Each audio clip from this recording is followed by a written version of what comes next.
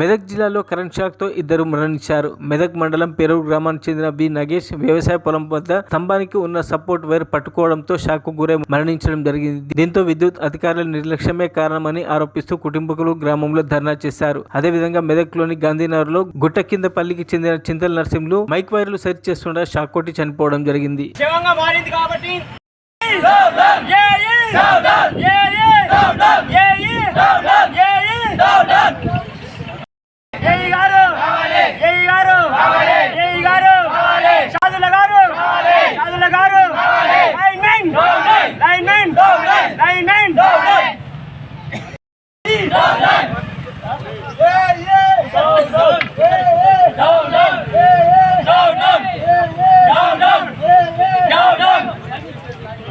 Baru